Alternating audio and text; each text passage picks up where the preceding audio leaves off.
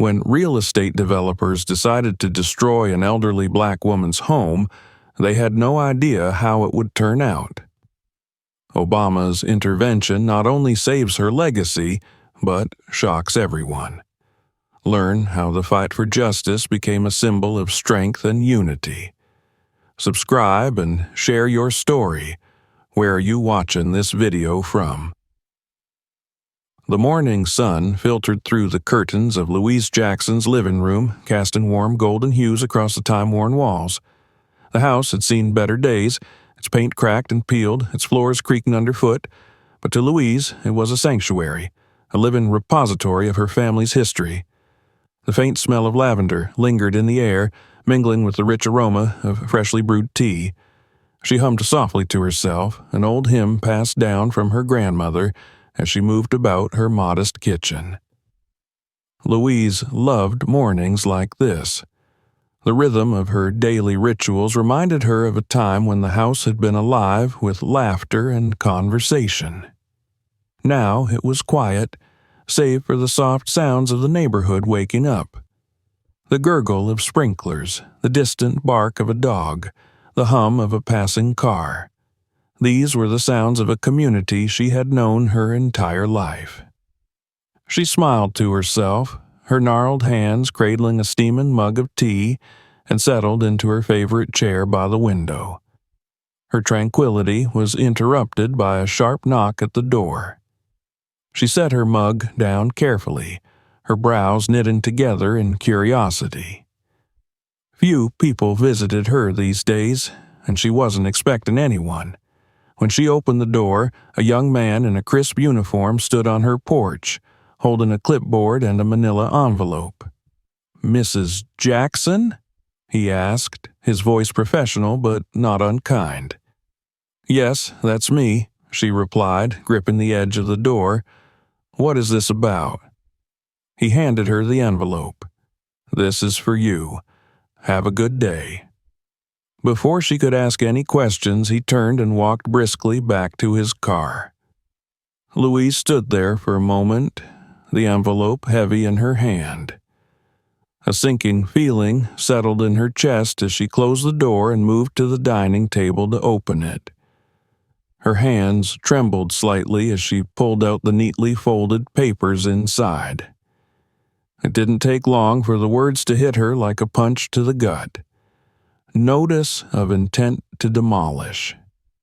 Her home, her family's home, was slated to be torn down to make way for a luxury apartment complex.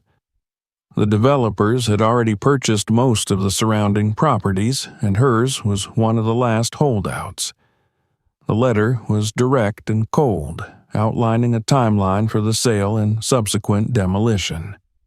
Louise's heart pounded in her chest as she read and reread the letter, hoping she had misunderstood.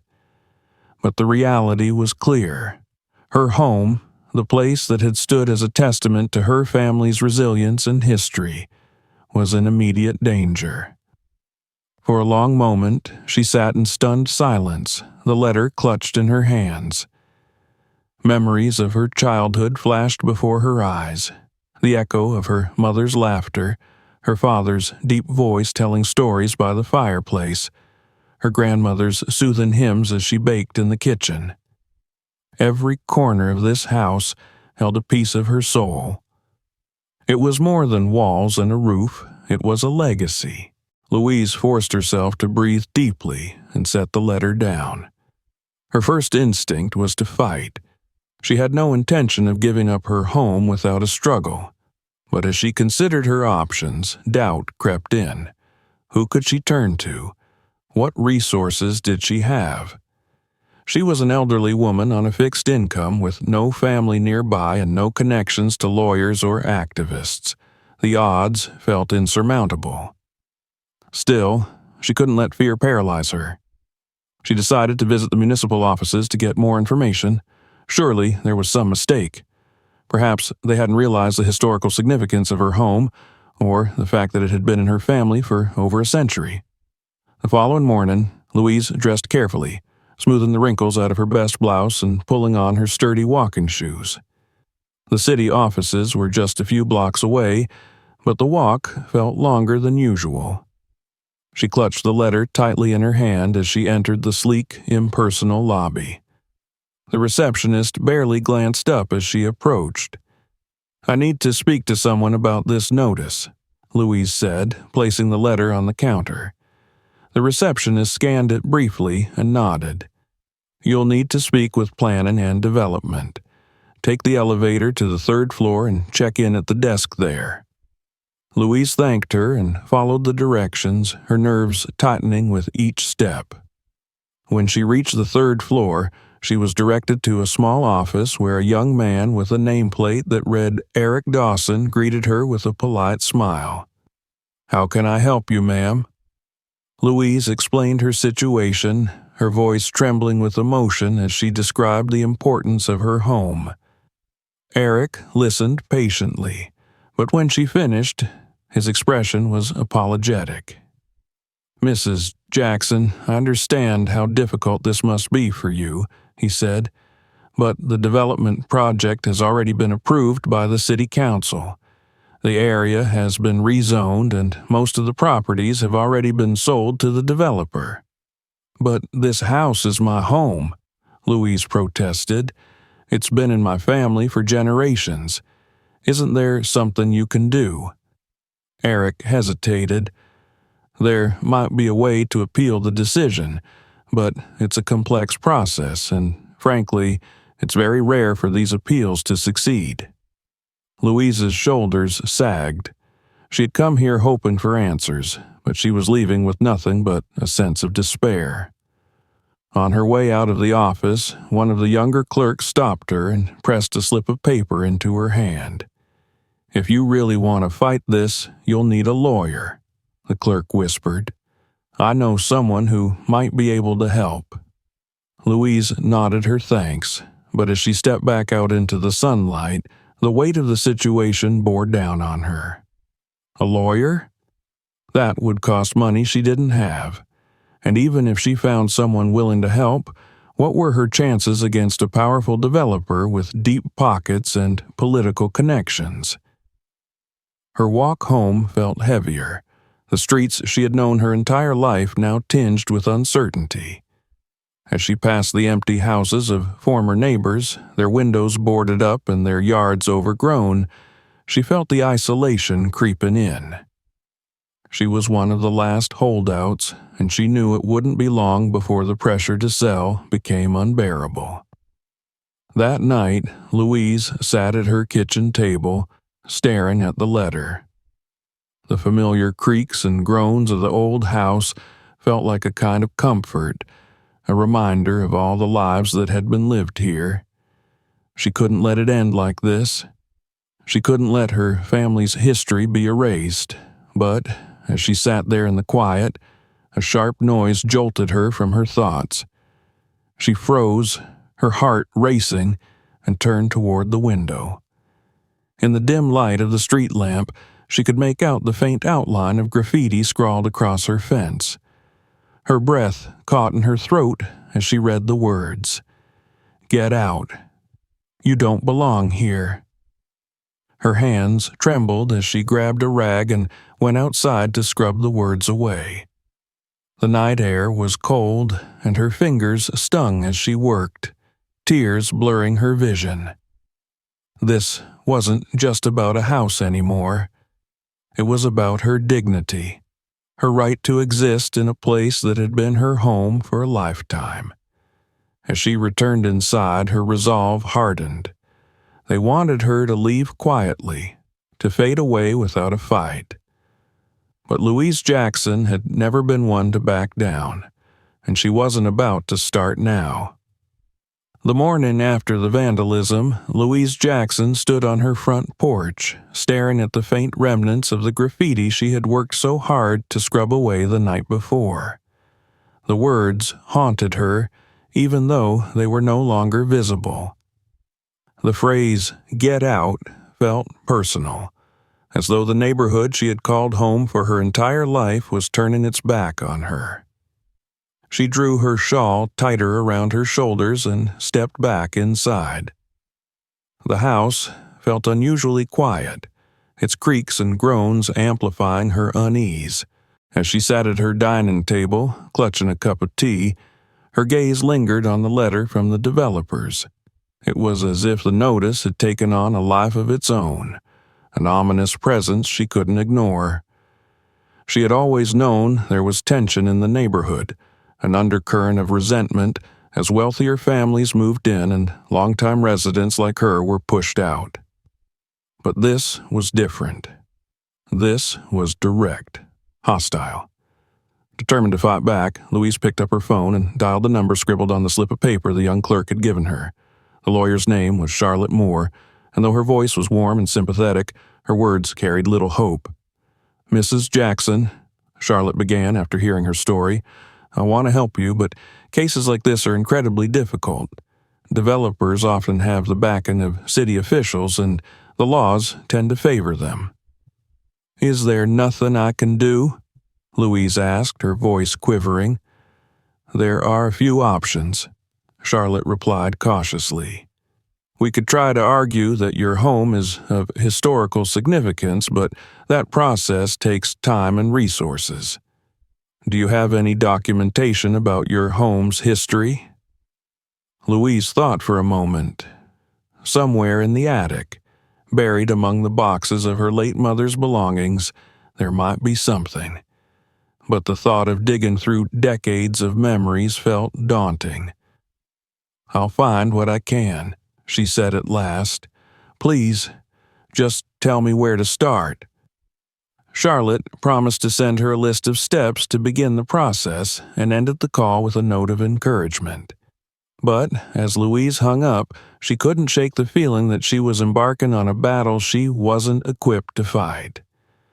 She decided to take the first step by contacting the local newspaper. Perhaps, if her story reached more people, she might find allies who could help her push back against the developers. That afternoon, she called the Sentinel, the small community-focused publication that had been covering the area for decades. To her surprise, the editor agreed to send a reporter the very next day. The journalist, a young woman named Amanda Cruz, arrived with a notepad and a camera slung over her shoulder. She listened intently as Louise recounted the history of her home and the struggles her family had faced over the years. "My grandfather built this house after he was freed from slavery," Louise explained, her voice steady but emotional. "It's not just a home, it's a piece of history. Every brick, every beam carries the story of my family's resilience." Amanda took notes rapidly, her eyes lighting up with interest. She asked questions about the neighborhood, the gentrification that was displacing longtime residents, and the racism Louise had encountered since the notice arrived. "Do you think this is about more than just the house?" Amanda asked. Louise hesitated, her gaze drifting to the window. Outside, the neighborhood was changing. Expensive cars lined the streets where children once played, and the corner store she had visited since childhood had been replaced by a trendy cafe. The sense of community she had cherished was eroding, replaced by a cold, impersonal atmosphere. "Yes," Louise said finally, "it's about erasing people like me, people who've been here through it all. They don't see us as part of this place anymore." Amanda left with a promise to publish the story, and for a brief moment, Louise felt a flicker of hope. But that hope was short-lived. The day after the article was published, Louise found an envelope slipped under her door. Inside was a crude, handwritten note that read, "Sell your house and leave, or else." Her hands trembled as she read it, her stomach knotting with fear. She glanced out the window, half expecting to see someone watching her, but the street was empty. The threats didn't stop there. Over the next few days, she received anonymous phone calls late at night, the voices on the other end spewing hateful messages. One caller laughed as he told her she'd better start packing. Another simply breathed heavily before hanging up. Each call chipped away at her resolve, leaving her feeling increasingly isolated and vulnerable. Her neighbors offered what support they could.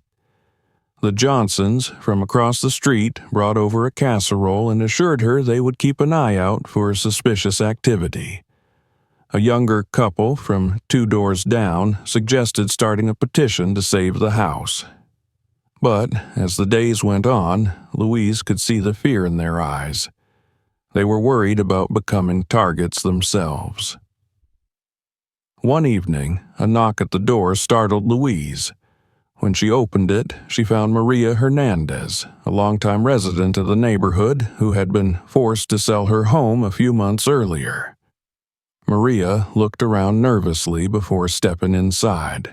"I had to come," Maria whispered. "I read your story in the paper, and I wanted to tell you to be careful.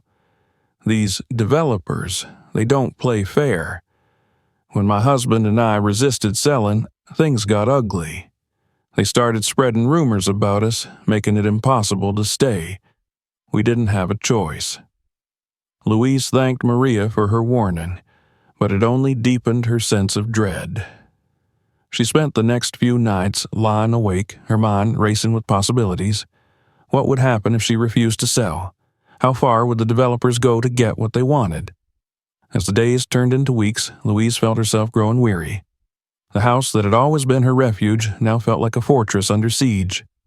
Every creak of the floorboards, every shadow outside the window set her on edge. She couldn't shake the feeling that she was being watched, that someone was waiting for her to give up. One night, unable to sleep, she found herself in the attic, searching through old boxes for any documents that might help her case. The dim light of a single bulb illuminated the dusty space, filled with remnants of her family's past. Photo albums, letters, and faded certificates. She carefully sifted through the items, her hands trembling as she uncovered pieces of her family's history. Amid the clutter, she found a yellowed newspaper clipping from the 1940s. The headline read, "Local Family Builds Legacy of Resilience." The article detailed her grandfather's journey from enslavement to land ownership, highlighting the house as a symbol of triumph. Louise's heart swelled as she read the words, feeling a renewed sense of purpose. The discovery gave her the strength to keep fighting, but the toll of the battle was undeniable. Each day brought new challenges, new threats, and new doubts. She began to wonder if she was clinging to a past that no longer had a place in this changing world. And then, just as her resolve began to waver, her phone rang. The voice on the other end was calm and measured, but its impact was immediate. "Mrs. Jackson, this is the office of President Barack Obama. He's heard about your story, and he wants to help." Louise Jackson sat in her small living room, the phone pressed to her ear, her heart pounding so loudly she could barely hear the voice on the other end. She had replayed the words in her head over and over. President Barack Obama wants to help. It didn't seem real. For a moment, she wondered if this was another cruel prank, but the tone of the caller was calm, professional, and utterly convincing. "Mrs. Jackson, the president was deeply moved by your story," the voice said. "He sees the importance of preserving your home, not just for you, but for what it represents to the community and the country. He's arranging a visit to your neighborhood to speak about the significance of your case." Louise could barely speak, managing only a whispered, "Thank you." The call ended, and she sat frozen in her chair, staring at the phone. How had her story reached someone so powerful? Why had he chosen to help her? Questions buzzed in her mind, but one feeling rose above all the others: hope. The days leading up to the visit were a whirlwind. News of Obama's involvement spread quickly, and the quiet street where Louise lived was suddenly alive with activity. Journalists arrived, setting up cameras and microphones, while neighbors gathered in small groups to speculate about the upcoming event. Some expressed excitement. Others seemed skeptical. "You're really going to meet him?" asked Mrs. Johnson from across the street, her eyes wide with curiosity. "The Barack Obama?" "That's what they told me," Louise replied, her voice a mixture of disbelief and anticipation. The young couple 2 doors down, Emma and Marcus, offered to help Louise prepare for the visit. They brought over flowers to brighten her living room and helped her tidy up the small yard in front of her house. Marcus even painted over the faded spots on the fence where the graffiti had been, restoring it to its former neatness. "This isn't just about your house anymore," Marcus said as he worked. "This is about all of us who've been pushed out or are being forced to leave. You're standing up for everyone." Louise felt a swell of gratitude and responsibility. She had started this fight to save her home, but it had grown into something much larger. The morning of the visit arrived crisp and clear, with a soft breeze rustling the leaves on the old oak tree in Louise's front yard. A small stage had been set up on the street facing her house, and rows of chairs filled the normally quiet road. Neighbors and community members gathered early, murmuring with anticipation. The air buzzed with energy as television crews adjusted their cameras and reporters jotted down notes. Inside her house, Louise stood in front of the mirror, smoothing down the front of her best dress. It was a deep navy blue, simple but elegant, a gift from her late sister many years ago. She adjusted her pearl necklace, a family heirloom, and stared at her reflection. For the first time in weeks, she felt a sense of calm. A knock at the door startled her, and when she opened it, she found Amanda Cruz, the reporter who had first covered her story. Amanda smiled warmly, holding a notepad and a small voice recorder. "Mrs. Jackson, do you have a moment before the president arrives?" Amanda asked. "I'd love to get your thoughts on what this means to you." Louise nodded and gestured for Amanda to come inside. They sat together in the living room, the hum of activity outside providing a steady backdrop. "This house," Louise began, her voice steady, "isn't just mine. It belongs to my family, to everyone who fought and sacrificed to give me a chance to live here. It's a symbol of what we've endured and what we've achieved. I never thought someone like President Obama would care about my little corner of the world, but his involvement gives me hope, not just for my home, but for the future of our history." Amanda jotted down every word, her expression thoughtful. Before she could ask another question, the sound of applause erupted outside. Louise's heart leapt. He was here. Amanda excused herself, leaving Louise alone for a brief moment. Gathering her courage, Louise stepped out onto her porch. The sight before her was almost overwhelming.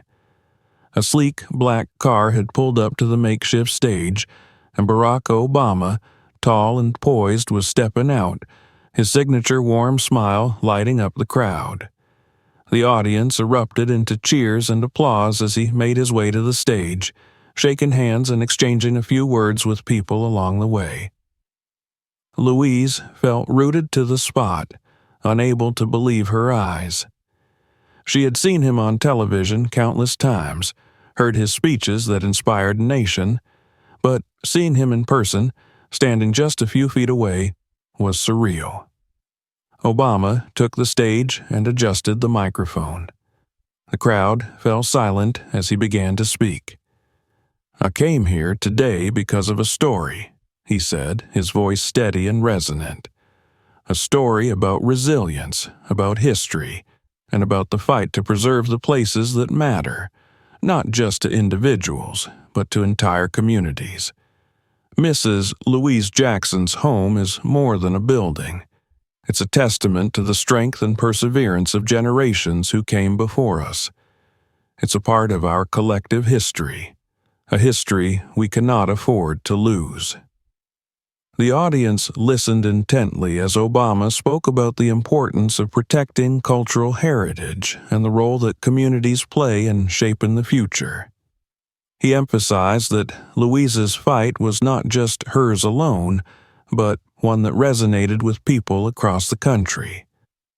Her house is a reminder of where we've been and how far we've come, he said, and it's up to all of us to ensure that history is preserved, respected, and celebrated. When he finished, the crowd erupted into applause, and Obama stepped down from the stage. He walked directly to Louise, who stood frozen on her porch. His smile was warm and genuine as he extended his hand. "Mrs. Jackson," he said, his voice kind, "it's an honor to meet you." Louise's voice caught in her throat, but she managed to say, "The honor is mine, Mr. President." They shook hands, and Obama spent the next several minutes speaking with her, asking about her family and the history of the house. He listened intently, nodding as she recounted stories of her grandfather's determination and her grandmother's wisdom. It felt surreal, yet deeply personal, as though he truly cared about her story. Before leaving, Obama promised to use his platform to bring more attention to her case. He assured her that she wouldn't have to face this fight alone. As the car pulled away and the crowd began to disperse, Louise stood on her porch, watching the scene unfold. For the first time in weeks, she felt something she hadn't dared to feel before: hope. The fight was far from over, but with a voice as powerful as Barack Obama's on her side, she no longer felt small or insignificant. She was ready to keep going, for her home, for her family, for her history. The days following Barack Obama's visit brought a flurry of activity to Louise Jackson's once quiet street. Reporters swarmed the neighborhood, interviewing residents and filming segments about the historic significance of her home. Activists from nearby communities arrived with signs and chants, setting up protests in front of the developer's headquarters. Social media buzzed with hashtags like #Save Louise Jackson's Home and #Preserve History, turning Louise's struggle into a national conversation. But with the newfound attention came increased resistance. The developers doubled down, launching a public relations campaign to discredit Louise and paint the project as a benefit to the community. They argued that the luxury apartments would bring jobs and revitalize the area, conveniently glossing over the displacement of longtime residents. Inside her house, Louise watched a news segment featuring a spokesperson for the developer. A polished man in a tailored suit spoke confidently into the camera. "We understand the emotional attachment Mrs. Jackson has to her home," he said, his tone dripping with rehearsed empathy. "But progress often requires tough decisions. This project will bring economic growth to the area and provide housing for dozens of families." Louise switched off the television, her hands trembling. The fight was no longer just about her home. It had become a battle of narratives. Her story, her history, was being used as a pawn in a larger game. She felt the weight of it all pressing down on her, but the memory of Obama's words kept her resolve intact. She couldn't give up now, not when so many people were rallying behind her. Her lawyer, Charlotte Moore, was working tirelessly. Charlotte had filed a formal appeal to have Louise's home designated as a historical landmark which would legally protect it from demolition. But the process was slow and fraught with obstacles. The city council, heavily influenced by the developers, showed little interest in reevaluating the project. Charlotte arrived at Louise's house one afternoon, her briefcase stuffed with paperwork and her expression determined. "We're making progress," Charlotte said, spreading documents across the dining table. "The petition has over 50,000 signatures, and I've reached out to a few historians who are willing to testify about the cultural significance of your home." Louise nodded, though her exhaustion was evident. "And the developers? What are they doing?" Charlotte sighed. "They've hired their own experts to argue that your house doesn't meet the criteria for historical preservation. They're claiming it's just an old building with no real significance." "It's more than that," Louise said firmly. "It's a symbol of survival, of perseverance." "And that's what we're going to prove," Charlotte replied. "But we'll need more than words. Do you have any old documents, photographs, or anything that can support your case?" Louise thought back to the attic and the treasures she had uncovered. The yellowed newspaper clipping about her grandfather, the photographs of her family gathered on the front porch, the letters her grandmother had written during the Great Depression. Together, she and Charlotte sifted through the items, carefully selecting pieces that told the story of her home and its importance. Charlotte also suggested organizing a rally to keep public attention on the case. Louise hesitated at first. She wasn't used to being in the spotlight and felt uncomfortable with the idea of standing in front of a crowd, but she realized that this wasn't just about her anymore. It was about every family that had been forced out of the neighborhood, every story that had been erased in the name of progress. The rally was held the following weekend in the park near Louise's house. Hundreds of people showed up carrying signs that read "History Matters" and "Save Our Communities." Local musicians performed, and speakers from various organizations addressed the crowd, emphasizing the importance of preserving cultural landmarks. When it was Louise's turn to speak, she stepped onto the stage, her heart pounding. The crowd fell silent as she approached the microphone. She took a deep breath and began.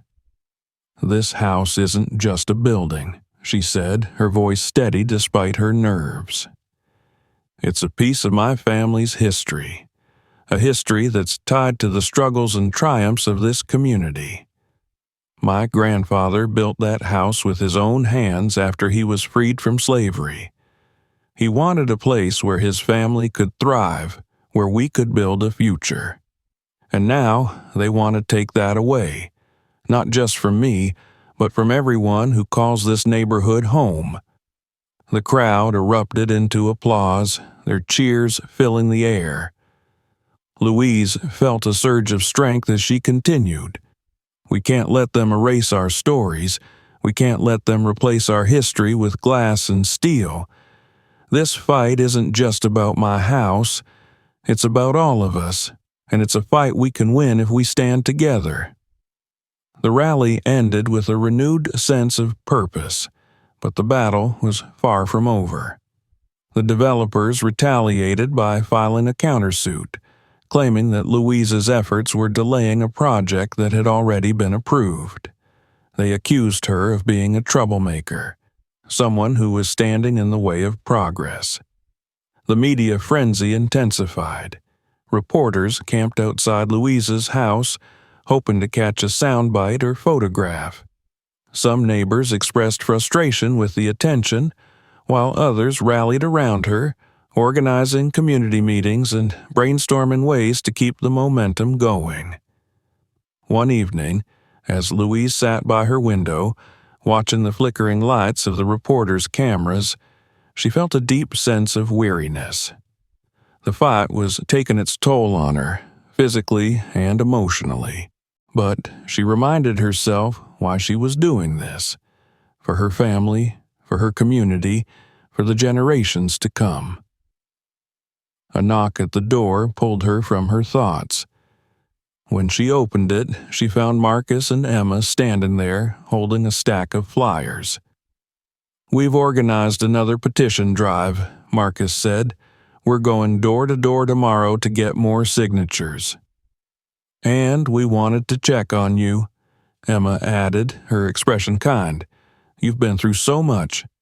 Louise smiled, touched by their support. "I'm holding up," she said, "thanks to people like you." As the days turned into weeks, the case gained more traction. Charlotte filed additional evidence with the city council, bolstered by testimony from historians and activists. The council scheduled a public hearing to review the case, a pivotal moment that would determine the fate of Louise's home. The night before the hearing, Louise sat at her dining table, the room quiet except for the steady ticking of the clock. She spread out the photographs and documents that told her family's story, letting the memories wash over her. She thought of her grandfather, who had poured his sweat and tears into building this house. She thought of her parents, who had raised her here, teaching her the values of hard work and resilience. And she thought of the future, of the legacy she wanted to leave behind. When she finally went to bed, she felt a sense of peace. No matter what happened at the hearing, she knew she had done everything she could to fight for her home and her history. And she wasn't alone. She had an army of supporters standing with her, ready to see this battle through to the end. The morning of the hearing arrived with a gray sky and a chill in the air, but Louise Jackson felt warmth radiating from the people gathered outside her home. Neighbors, activists, and supporters had come together in a show of solidarity, holding signs and chanting slogans. The atmosphere was electric with determination and hope. "Mrs. Jackson, we're with you," someone called out as she stepped onto her porch, bundled in her warmest coat. She offered a small wave, her heart swelling with gratitude. She had never been the center of such attention, but today her story was theirs, and their support was hers. Charlotte Moore pulled up in her car, stepping out with a folder thick with documents. "Ready, Mrs. Jackson?" she asked, her voice steady but her eyes betraying the high stakes of the day. "As ready as I'll ever be," Louise replied, stepping into the car. The drive to City Hall was quiet, punctuated only by the rustle of Charlotte flipping through her notes and the occasional hum of traffic outside. City Hall was a beehive of activity when they arrived. Protesters lined the steps, their chants echoing off the stone walls. Reporters swarmed the entrance, cameras clicking as Louise made her way inside with Charlotte at her side. The hearing room was packed, every seat filled with supporters, local officials, and media. At the front of the room sat the city council, their expressions a mixture of curiosity, weariness, and wariness. The proceedings began with the council chair outlining the purpose of the hearing. The developer's legal team, polished and confident, presented their case first. They argued that Louise's home did not meet the criteria for historical preservation, citing architectural reports and market analyses. They spoke about the economic benefits of the proposed development, painting a picture of progress that conveniently erased the human cost. When it was Louise's turn to speak, she rose slowly, her legs trembling slightly as she approached the podium. The room fell silent as she placed her hands on the microphone, her eyes scanning the faces before her. "My name is Louise Jackson," she began, her voice steady despite the butterflies in her stomach. "And I am here today not just for myself, but for my family, my community, and all the people who came before me who didn't have the chance to stand here and fight." She spoke of her grandfather who had built the house with his own hands after being freed from slavery, determined to create a future for his family. She described her childhood, growing up in a home filled with love and resilience, and the memories etched into every corner of the house. "This house is not just wood and nails," she said, her voice growing stronger. "It is a testament to survival, to history, to the contributions of people who are often overlooked and undervalued. If we allow it to be destroyed, we are not just losing a building, we are losing a piece of ourselves." Charlotte followed with testimony from historians, community leaders, and architects who argued for the cultural and historical significance of the house. She presented the evidence Louise had painstakingly gathered: the photographs, the newspaper articles, the letters, all of it painting a vivid picture of a legacy worth preserving. The final moments of the hearing were tense. The council members whispered among themselves, their expressions unreadable. Louise sat in the audience, clutching Charlotte's hand, her heart pounding as the chair called for a vote. One by one, the council members cast their votes. Each yes sent a ripple of relief through Louise's body, but she didn't allow herself to believe it until the final vote was counted. "The council has decided," the chair announced, her voice clear and deliberate. "By a vote of 5-2, the Jackson home will be designated as a historical landmark and protected from demolition." The room erupted into cheers, the sound echoing off the walls as supporters embraced and clapped.